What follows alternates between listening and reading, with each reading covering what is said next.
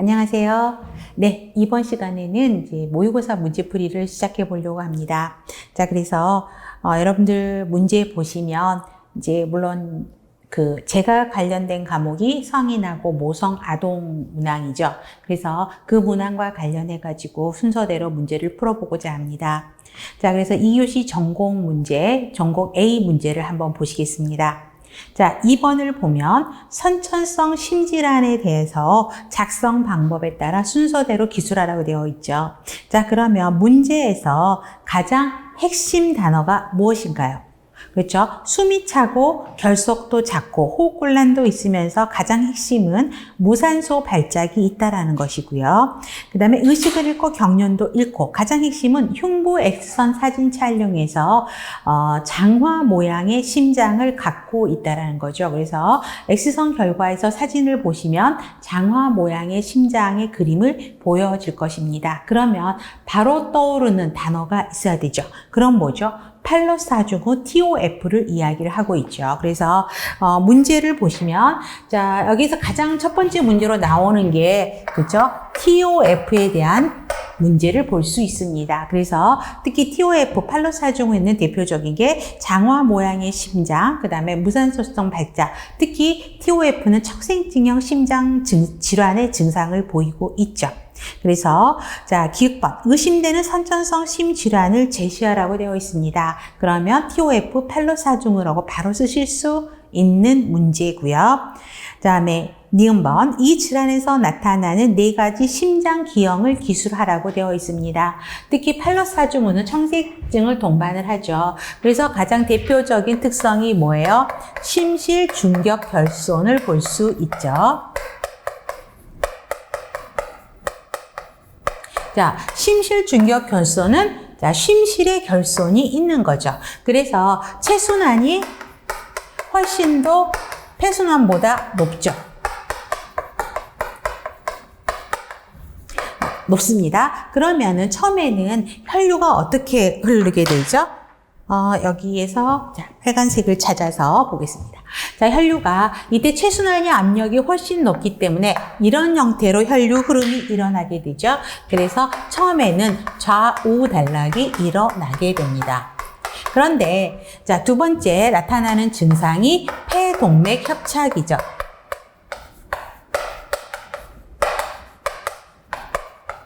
자, 폐동맥 협착은 어떻게 일어나냐면, 자, 폐동맥으로 가는 동맥 혈류 흐름이 좁아져 있는 거죠. 그래서 폐동맥으로 좁아져다 보니까 어떤 부분이 더 커지게 되죠? 우심실이 비대가 되게 되죠. 자, 폐동맥 협착으로 해서 우심실이 커지게 돼요. 자, 여기에서 피가 여기서 우심방, 우심실, 폐동맥으로 가게 되죠. 폐동맥이 좁아져요. 그러다 보니까 이쪽으로 가는 혈류가 줄어들고 혈관 저항이 높아지면서 우심실이 훨씬 더 커지는 걸 볼 수 있습니다. 그래서 이때 자, 심실 중격 결손을 가지고 있는데 폐동맥 협착, 우심실 비대가 일어나면서 이쪽의 압력이 훨씬 늘어나게 되죠. 그래서 지금처럼 2번과 3번 폐동맥 협착, 우심실 비대가 늘어날수록 이 처음에는 체순환이 높아서 좌우 단락이 일어났지만 질환이 진행될수록 어떻게 돼요? 상대적으로 우좌 단락이 일어나는 걸 볼 수 있습니다.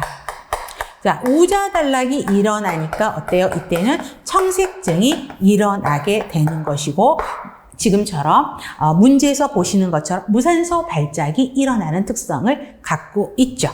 그 다음에 네 번째 병대 생리가 대동맥 기승이라고 되어 있죠. 대동맥 기승, 대동맥 우이라고도 설명이 되어 있는데, 자, 대동맥이 우심실 쪽으로 편이 되어 있는 특성을 볼 수 있습니다. 그래서 4가지 특성을 간단하게 적어라. 그러면 지금처럼 심신줄격권성, 폐동맥 협착, 우심실 비대, 대동맥 우이고요. 그 다음 처음에는 좌우 단락이 일어나서 청색증을 동반하진 않아요. 그렇지만 폐동맥 협착이나 우심실 비대가 점차 진행이 되면서 우좌 단락이 일어나면서 청색증을 동반을 하게 됩니다. 그래서 TOF 같은 경우는 폐동맥의 협착 정도에 따라서 그 질환의 중증도가 결정되는 걸 볼 수 있습니다. 자, 그런 형태로 여러분들이 문제를 푸실 수 있으시면 될 것 같고요. 4번입니다. 자, 중학생이 복통을 호소하면서 방문을 해서 상담한 내용인데요. 자, 여기서 대화형의 문장에서 핵심 단어가 뭐냐면, 자, 배가 너무 아픈데 핵심이 월경시마다 배가 아프다고 이야기를 하고 있어요. 그러면 월경시마다 배가 아프다고 이야기하는 거 관련된 질환에 대한 정의가 들어있죠. 그러면 생리할 때마다 월경통으로 인해서 힘든 거, 이거 뭐죠? 월경곤란증을 이야기를 하고 있죠. 그러면 문항에서 자, 월경곤란증의 특성을 봐보세요. 자, 월경 시작한 지 6개월 정도 되었어요 라고 이야기를 합니다. 그래서 특히 원발성 월경곤란증과 속발성 월경곤란증 두 가지로 나눌 수 있는데, 원발성 같은 경우는 초경을 시작하고 나서 6개월에서 12개월 이내 시작을 하게 되죠. 그래서 지금처럼 문제에서 월경 시작한 지 6개월 되었다. 그러면 속발성 월경곤란증이 아니라 원발성 월경곤란증이라고 판단을 하시면 되겠고요. 특히 월경 시작되기 전에 몇 시간 전부터 아프고 첫날 더 심하다 그랬죠. 그래서 월경이 시작되기 수시간 이내에 이제 통증이 시작이 되면서 월경 시작하는 날 제일 심하고 하루 이틀 정도가 지나면 사그라지는 특성을 갖고 있습니다. 또 나타나는 증상으로 토할 것 같다, 입맛도 없다. 그렇죠? 그래서 나타나는 증상이 오심, 구토, 설사 이런 증상 등을 동반을 하게 됩니다. 그러면 학생이 물어보죠. 어떤 병이 있어서 이런 증상이 나타나냐라고 물어보는데, 자, 원인은 자궁 내막에 의한 어떤 호르몬의 생산이 증가되는 거죠. 그래서 문제가 기억 호르몬을 제시할 것 되어 있습니다. 그러면 기억 호르몬은 프로스타글란딘을 이야기하고 있죠. 그래서 프로스타글란딘 호르몬이 상승함으로써 자궁의 긴장도가 높아진다. 그럼 자궁협부의 근 긴장도가 높아지게 되고요. 그다음에 자궁 내막의 동맥들이 경련을 일으키게 되죠. 그래서 수축이 커지고, 그러다 보니까 그 결과로 혈류 감소가 돼서 통증을 유발하는 것이 월경곤란증의 특성을 보이고 있는 것입니다. 그래서 지금 원인은부터 그거가 월경곤란증의 대표적인 병태를 이야기를 하고 있고요. 그다음에 치료는 어떻게 하면 되냐고 되어 있죠. 그래서 일반적으로 처방받는 약이 어떤 약이죠? 경구피임 약이죠. 물론 경구피임 약 말고도 프로스타글란딘 합성을 억제하는 약물이 들어가기도 하고요. 그다음에 자궁 수축을 시키지 않도록 하는 자궁 수축 억제제가 들어가는데, 일반적으로는 경구피임 약이 들어가게 됩니다. 그러면 문제에서도 처방되는 약물과 약물 기전을 제시하라고 되어 있습니다. 그러면 경구피임 약의 약물 기전은 배란을 증가시키는 거예요? 배란을 억제시키는 거예요? 배란을 억제시키는 거죠. 그래서 배란을 억제시켜서 위축성 탈락과 관련된 월경혈의 프로스타글란딘 농도를 떨어뜨리는 거죠. 그래서 프로스타글란딘 농도를 저하시켜서 하는 기능을 하는 게 지금처럼 경구피임 약의 역할입니다. 그 방법을 쓰시면 되겠고요. 약물 외에 집에서 할 수 있는 방법이 뭐냐라고 물어보고 있죠. 그러면 온열요법 되고 있죠. 온열요법이라는 핫바대주는 거죠. 그렇기 때문에 통증 부위 혈류 증가하고 근육 이완을 시키는 거고, 그다음에 골반 흔들기, 이것도 혈관을 이완시켜서 허혈을 감소화시키는 거고, 복부 마사지 방법을 통해서, 수면 운동을 통해서 식이 조절, 특히 카페인, 소금 섭취 제한이죠. 스트레스 관리 방법 등을 통해서 집에서 개인적으로 할 수 있는 방법들이, 이런 것들이 있습니다. 그렇게 해서 정리를 하시면 될 것 같습니다. 다음 5번입니다. 자, 경강했던 교사가 과식한 다음에 새벽에 오심, 구토, 설사를 했다고 설명을 하고 있고요. 그래서 10시경에 보건소 가서 검사를 받은 결과 다음과 같은 결과지가 나왔다라고 설명을 하고 있고요. 자, 작성 방법에 따라 순서대로 기술하라고 되어 있습니다. 자, 그러면 간호조사지를 보시면 가장 핵심은 주호소가 뭐냐라는 걸 물어보고 있죠. 그러면 구토, 설사, 경증의 어지러움증, 두통, 이게 가장 핵심 단어고요. 그다음에 전해질 수치가 정리가 되어 있습니다. 그러면 NA가 130이에요. 그러면 NA 정상은 얼마부터죠? NA는 135에서 145까지가 정상 수치죠. 그런데 NA가 지금 130으로 낮기 때문에 어때요? 저 나트륨 혈증을 볼 수 있죠. 이것만 가지고. 그 다음에 K가 지금 4.0이라고 되어 있습니다. 그러면 K의 정상 수치는 얼마예요? 3.5에서 5까지가 정상이죠. 그런데 4.0이니까 얘는 정상, K하고는 큰 문제가 없죠. 그래서 저나트륨 혈증을 볼 수 있고요. 그 다음에 바이탈 사인에서는 큰 문제는 없죠. 물론 혈압이 115에 70이긴 하지만 약간 낮긴 하지만 크게 문제는 없고요. 맥박도 90, 호흡도 18, 체온도 정상입니다. 그래서 바이탈 사인은 노멀 레인지에 있는 거고요. 그 다음에 식이 섭취 보세요. 구토 사회로 거의 음식 섭취를 하지 않고 있고 혀 점막에 백태가 끼어 있고 구강이 건조하고 복부팩만은 있는데 장음은 활발하게 들리고 물과 같은 설사를 3회에 보는데 혈변은 다행히 없고 색깔은 노란색이면서 아침부터 오후 1시까지 2번밖에 보지를 않았어요. 자, 그러면 이런 정보조사지에서 예상할 수 있는 간호 문제 근거를 제시하라고 되어 있는데 근거는 제일 먼저 나오는 거는 저나트륨 혈증이 나와야 되겠고요. 그 다음에 혀에 백태가 보인다, 구강이 건조한다, 물과 같은 설사가 3회 이상 보인다, 색깔이 소변색이 진하다, 또 소변을 적게 보는 거죠. 자, 이러한 것들은 뭐와 관련된 증상이죠? 탈수와 관련된 증상이죠. 그렇기 때문에 또 하나 대표적인 간호 문제는 체액 결핍을 볼 수 있습니다. 그래서 예상될 수 있는 문제가 뭐냐? 그러면 체액 결핍과 저나트륨 혈증으로 정리하시면 될 것 같습니다. 자, 그러면 지금 질문지 증상에서는 이런 체액 결핍 증상 등을 보이게 되죠. 그럼 여기에 없는 거 있죠. 물론 여기에서는 바이탈 사인은 정상이라고 되어 있지만 체액 결핍 증상이 있을 때 바이탈은 어떻게 변하죠? 혈압 떨어지게 되고 호흡수라든가 맥박은 증가되는 특성을 보이게 되죠. 그렇지만 문제에서는 정상인 게 보이게 되고요. 그 다음에 체액 결핍이 되면 장음이 감소하는 특성을 보이죠. 근데 여기서는 다행히 장음은 듭니다. 그렇지만 다른 증상으로 관련돼서 체액 결핍이라고 볼 수 있게 됩니다.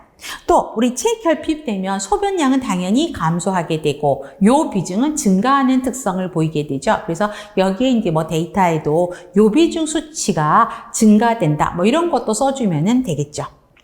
자, 그러면 니은번 보세요. 예상할 수 있는 전해질 불균형을 일으킬 수 있는 유발 요인을 쓰라고 되어 있습니다. 그러면 전해질 불균형이 지금 저나트륨 혈증이에요. 그러면 저나트륨 혈증을 유발할 수 있는 게 뭘까요? 나트륨의 과다 손실이겠죠. 과다한 나트륨 손실이 일어나게 돼요. 그러면 과다한 나트륨 손실이다 그러면 대표적으로 우리 위장가에서는 어떤 증상들을 동반을 할까요? 그렇죠? 구토, 설사, 그 다음에 누공이 있거나 그럴 때 그렇고, 그 다음에 우리 비위관을 갖고 있을 때 비위관 흡입을 하게 되면, 흡인을 하게 되면 저나트륨 혈증을 유발하게 되고요. 또 신장에서 문제가 있을 때는 우리 이뇨제를 너무나 과다하게 투여했을 때 나트륨 과다 손실이 일어나는 특성을 갖고 있고, 또 신장과 관련된 질환을 동반했을 때 나타날 수 있겠죠.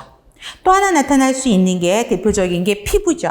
그래서 피부에서는 또 하나 나타날 수 있는 거, 심한 화상을 입었을 때도 나트륨 과다 손실이 일어나게 되고요. 또 나타날 수 있는 게 상처가 있으면 상처를 통해서 많은 양의 배행물이 있을 때 나타날 수 있는 특성을 갖고 있습니다. 그 다음에 두 번째요. 과다 손실이 있게 되지만 또 두 번째로 나타나는 건 나트륨을 너무나 적게 섭취한다 그러나요? 자, 적게 섭취하면 나트륨이 너무 적게 들어오게 되면 저나트륨 혈증에 빠지게 되죠. 대표적으로요, 단식을 너무 오래 하거나, 그죠? 이럴 경우에도 이제 저나트륨 혈증을 유발을 하게 됩니다. 그래서 나트륨 적게 섭취할 때. 세 번째는 뭐냐면, 자, 나트륨 수치는 정상인데 나트륨은 노멀 레인지에 있어요. 근데 수분이 너무 많아요. 수분이 너무 많으면 수분에 의해서 나트륨이 희석이 되죠. 그로 인해서 이제 저나트륨 혈증을 유발을 하게 됩니다. 그러면 대표적인 게 너무 낮은 농도, 저장성의 수액이 과다 공급하게 되면 이런 형태의 문제들이 동반이 되게 되죠. 그래서 나트륨의 과다 손실이라든가 나트륨을 적게 섭취하거나 나트륨의 희석에 의해서 저나트륨 혈증을 유발한다라고 보시면 될 것 같습니다. 자, 그렇게 해서 보시면 되겠고 7번입니다. 다음은 여성의 월경 주기에 관한 건강 게시판 자료다라고 되어 있고요. 자, 순서대로 서술하시오 되어 있습니다. 자, 월경 주기에 대해서 알아보자고 되어 있는데 기억법 문제는 우리 배란 주기를 물어보는 문제죠. 그래서 규칙적으로 월경을 하는 여성이 있는데 핵심은 30일 주기로 일어나는 거죠. 그래서 마지막 월경을 9월 1일에 시작했는데 9월 5일쯤에 끝났다고 이야기를 합니다. 그러면 우리가 배란하는 예정일이 어떻게 되죠? 배란 예정일, 배란을 계산을 할 수 있어야 되겠죠? 그러면 다음 월경 예정 시작일에서 어떻게 되죠? 12일에서 16일 전. 그렇죠? 그래서 다음 월경 배란 시작일에서 10일에서 16일 전이니까 14 플러스 마이너스 2일이죠. 그래서 이걸 가지고 12일에서 16일 전에 배란이 형성이 되는 것이죠. 그래서 이게 배란 시기라고 이야기를 합니다. 그러면 30일 주기에 9월 1일이니까 어떻게 되죠? 9월 17일 정도 해서 9월 17일에서 플러스 마이너스 이틀, 요게 이제 배란 시기로 계산이 되는 것이죠. 그래서 배란일을 알 수 있어야 임신을 계획할 수 있고 또 피임도 생각할 수 있는 것입니다. 그래서 배란일을 계산할 수 있는 방법을 찾으셔야 되겠고요. 자, 두 번째 그림을 보시면 월경주기 그래프가 들어가 있죠. 그래서 난소주기와 관련되는 거, 난소 호르몬과 관련되는 거, 자궁내막 주기와 관련되는 것입니다. 그러면 이 그림 여러분들 많이 보셨을 거예요. 실제 기출문제에서도 이런 그림들이 나왔죠. 자, 먼저 난소주기를 보면 원시낭포, 그다음에 성숙낭포, 그 다음에 뭐가 되죠? 그래서 니은에 들어가는 단어를 쓰라 그랬죠. 그러면 니은에 들어가는 거는 배란이라는 정의를 쓰게 되면 되죠. 배란이 되고 그 다음에 황체가 되고 그 다음에 수정이 되지 않으면 황체가 백체로 바뀌면서 다시 월경이 시작이 되고 임신이 되면 황체가 백체로 바뀌지 않으면서 황체가 지속적으로 유지가 되면서 임신을 유지하는 역할을 하게 되죠. 그래서 니은에 해당하는 거는 여러분들 배란이라고 쓰시게 되고요. 그 다음에 문제에서는 그 니은의 정의를 쓰라고 되어 있습니다. 그러면 배란을 정의하라고 되어 있죠. 그러면 배란은 뭐예요? 남포에게 쌓였던 성숙 남자가 복강 안으로 배출되는 현상을 우리 배란이라고 이야기를 하고 있죠. 다음에 세 번째 문제를 보세요. 그러면 이 배란 시기, 니은 시기니까 배란 시기에 나타나는 증상을 서술하라고 되어 있습니다. 그러면 이 증상에는 대표적으로 나타나는 게 우리 배란 시기에는 가장 나타나는 게 기초 체온의 변화가 나타나는 걸 볼 수 있죠. 자, 기초 체온의 변화가 되는데 얼마 정도의 체온이 변화가 되죠? 0.5도씨 정도가 상승하는 걸 볼 수 있죠. 그래서 배란 시기에 접어들면 자, 배란 후에 0.5도씨 정도의 온체온 상승이 배란 후에 하루 이틀 정도 나타났다가 월경 시작할 때까지 그쵸? 나타나는 걸 이제 배란이라고 이야기하고 있고 특히 배란에서 가장 중요한 핵심이 배란하기 전에는 온도가 어떻게 되죠? 체온이 조금 낮죠. 그랬다가 배란하면은 체온이 올라가요. 그래서 처음에 기초 체온이 저온에서 고온으로 바뀌는 시기, 이거를 배란 시기라고 이야기를 하고 있습니다. 그래서 첫 번째가 기초 체온의 변화가 있게 되고요. 두 번째가 배란을 하게 되면 자궁 경부의 내막이 변화가 되죠. 그래서 자궁 경부의 내막이 변화가 되는데 어떻게 변화가 되죠? 자궁 경부의 내막이 아니라 자궁 경부의 점액이 변화가 되죠. 점액이 변화가 되는데 우리 어떻게 변해야 돼요? 양이 많아지죠. 그 다음에 양이 묽어지죠. 그러면 점성도는 떨어지게 되고요. 점성도가 떨어지면 정제가 통과하기 쉽죠. 그래서 양이 많아지고 묽어지고 점성도가 떨어지면서 거기 산도는 어떻게 돼요? 약 알칼리성으로 변화가 되고 견사성이 쭉 늘어나게 되고, 그다음에 현미경 검사를 보면은 양치 협상을 만드는 특성을 갖고 있죠. 그래서 자궁경관의 점액을 검사를 통해서 이때 배란 시기가 되는구나 라는 거를 이 점액 검사를 통해서 알 수 있습니다. 세 번째는 배란통이 있게 됩니다. 배란통, 그 다음에 약간의 출혈이 있게 되죠. 약간의 출혈이 있게 되는데 이 출혈이 복막을 자극을 해서 배란 시의 통증을 약간 느끼게 돼요. 그래서 굉장히 예민하신 분들은 배란할 때도 통증을 느끼시는 분들이 있게 됩니다. 그래서 배란통과 약간의 출혈이 있다라고 보시면 되겠고요. 그 다음에 호르몬 검사가 이제 호르몬들이 변화가 있게 되죠.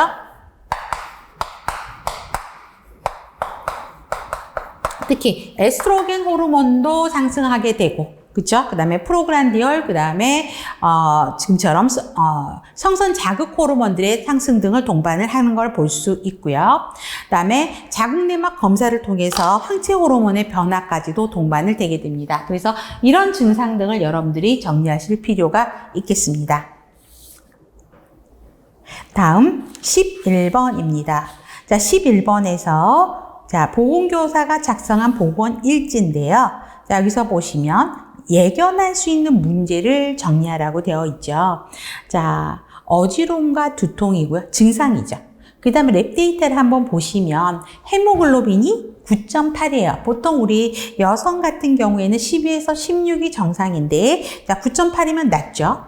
헤마토크리토 한 30, 40에서 45 정도가 노말인데, 33%로 낮고요. 그 다음에 MCV는 평균 적혈구 용적이에요. 그런데 얘가 75래요. 그러면 89까지가 최저선인데, 지금 75니까 낮은 거고요.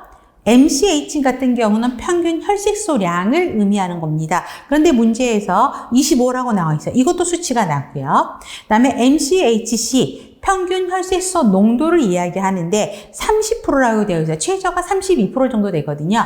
30%예요. 그러면 이 랩 데이터만 갖고도 보시면 헤모글로빈, 헤마토크릿, MCV, MCH, MCHC 이 검사 결과 데이터가 다 수치가 낮은 걸 볼 수 있죠. 이것만 갖고도 여러분 뭘 알 수 있어요? 철분 결핍성 빈혈이구나 라고 바로 정리가 될 것입니다. 특히 또 문진에서도요, 월경 가다 증상을 동반한다는 거, 월경량이 많은 거죠. 월경할 때. 그렇기 때문에 철분 결핍성 빈혈로 인해서 나타나는 증상이고 랩 데이터 보시면 됩니다. 그래서 관련 동반 증상을 보면 일단 창백하죠. 그래서 피부가 창백하고 입술도 색깔이 하얗게 창백한 입술을 보이게 되고, 그다음에 아까 주호소에서도 두통, 어지러움증, 현기증을 보인다고 설명을 하고 있고요. 그다음에 심계한진 증상이 나타난다라는 대표적인 증상을 써놨어요. 그래서 철분결핍성 빈혈에서는 어지러움, 두통, 심계항진 이렇게 보시면 되고 창백이 나타나게 됩니다. 그러면 혹시 이 대표적인 증상들 말고 생각나는 증상 있을까요? 자, 그러면 우리 철분결핍성 빈혈이 심해지게 되면 손톱 모양이 바뀐다 그랬어요. 그러면 어떻게 되죠? 손톱이 숟가락 모양으로 거친 손톱이 일어난다 그랬죠. 숟가락 모양으로 된다라는 거 기억하시면 좋겠고요. 그다음에 철분결핍성 빈혈을 갖고 있는 환자들은 더위에 민감해요, 추위에 민감해요. 추위에 민감합니다. 그렇기 때문에 빈혈이 심해지면 되게 추워들 많이 하세요. 추위를 많이 타요. 그래서 추위에 민감하다라는 증상도 같이 정리해 놓으시면 될 것 같습니다. 그 다음에 니은번 플러머 빈슨 신드롬이라고 되어 있죠. 그래서 기억법 문제 아직 안 했네요. 자, 적혈구의 특성을 제시할 거라고 되어 있죠. 그러면 철분결핍성 빈혈을 이야기한 거기 때문에 철분결핍성 빈혈은 뭐예요? 적혈구 모양이 작죠. 그다음에 색소도 묽어요. 그렇기 때문에 소구성, 저색소성 적혈구의 특성을 갖고 있고요. 니은번 플러머 빈슨 신드롬을 기술하라고 되어 있습니다. 그러면 그 플러머 지금 빈슨 신드롬의 정의를 보시면 철분 결핍성 빈혈이 되게 심해지면 치료되지 않고 심해지면 자 입이라든가 혀의 통증을 느끼게 돼요. 그래서 삼키기가 되게 어려워지게 됩니다. 그리고 혀도 붉은색으로 비대해지는 특성을 갖게 되고요. 입안이 헐어요. 그래서 이런 증상들이 지금처럼 플로머 빈슨 신드롬의 형태를 갖고 있고요. 그 다음에 여러분 플로머 빈슨 신드롬의 3대 증상 그러면 어떻게 써야 될까요? 그렇죠? 삼키기 어려운 연화곤란이 있고요. 그 다음에 구내염, 그 다음에 위축성 설령 3가지가 있습니다. 그래서 그 3가지도 여러분들이 같이 정리해 놓으실 필요가 있습니다. 그 다음에 자 경구 투여를 하면 주의할 점들이 많죠. 주사를 줄 때는 철분 주사 같은 건 피부 착색이 심하죠. 그렇기 때문에 제트트랙 기법을 통해서 근육 주사를 주게 됩니다. 그러면 특히 오랄 메디케이션을 할 때 주의사항들이 어떤 것들이 있는지를 기술하라고 되어 있죠. 자 그러면 우리 어떤 거 있죠? 어떤 거랑 같이 먹으면 흡수가 잘 된다 그랬어요. 자, 비타민C 종류에 들어있는 음료수. 그래서 보통 오렌지 주스라고 이야기하죠. 그래서 오렌지 주스, 비타민C가 많이 들어있는 오렌지 주스랑 같이 먹으면 철분 흡수가 촉진이 되고 있고요. 그 다음에 우유 속에 있는 성분은 철분 흡수를 방해하죠. 그렇기 때문에 우유는 많이 먹지 말아라고 설명을 하고 있고, 그 다음에 변 색깔이 어떻게 변하죠? 검푸른색으로 바뀌죠. 그래서 색깔이 변이 검게 변하더라도 놀라지 마라 라고 설명을 하고 있습니다. 또 여러분 흡수가 언제 가장 좋아요? 공복에 흡수가 좋죠. 그런데 위장장애를 유발할 수 있기 때문에 위장장애를 동반하고 있으면 식후에 먹어도 가능하다라고 설명을 하고 있고 또 어떤 철분약은 또 식간에 복용해도 된다라고 설명을 하고 있어요. 그래서 식간에 좋고 근데 위장장애를 동반할 수 있게 되면 식후 위장장애 질환을 갖고 있는 사람은 식후에 먹어도 된다라고 설명을 하고 있고 특히 또 액체로 된 철분약은 치아 착색을 유발할 수 있죠. 그렇기 때문에 스트로로 빨대를 이용해서 철분약을 복용해라 라고 설명을 할 수 있습니다. 또 나타날 수 있는 부작용이 뭐가 있죠?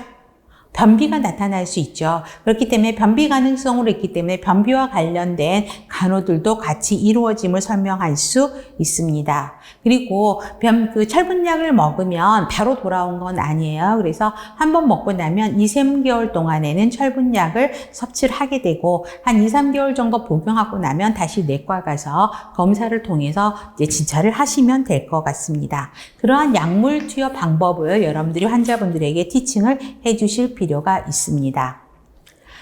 12번 결핵 예방 교육 강의 지도안입니다. 자, 결핵 예방에 대한 건데요. 문제를 보시면 자, 결핵의 원인균이죠. 결핵의 원인균은 문제 다 드렸죠. 그래서 마이코박테리움 튜버클로시스 항산성 감균 그래서 AFB라고 설명을 하고 있죠.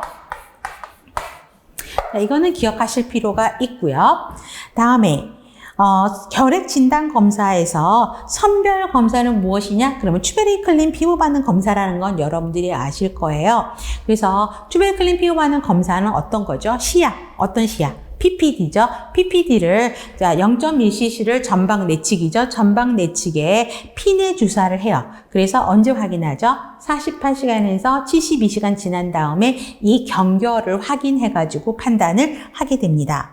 그러면 자 보통은 정상이라고 하는 거, 음성이라고 하는 거는 몇 미리 이하죠? 경결 사이즈가 4mm 이하를 음성이라고 하게 되고 5에서 9mm 모양을 의향성이라 하고 그 다음에 10mm 이상이 됐을 때 결핵균에 감염된 적이 있다라고 설명을 하죠. 그렇기 때문에 10mm 이상인 거를 꼭 기억하실 필요가 있습니다. 자, 두 번째가 아니라 결핵 진단 검사에서 흉부 X선 검사죠. X선 검사를 하게 되면 폐에 침륜이 있는 걸 볼 수 있고요. 그 다음에 결핵의 병태 생리 중에 하나인 공동 현성이 X선에서 볼 수 있습니다.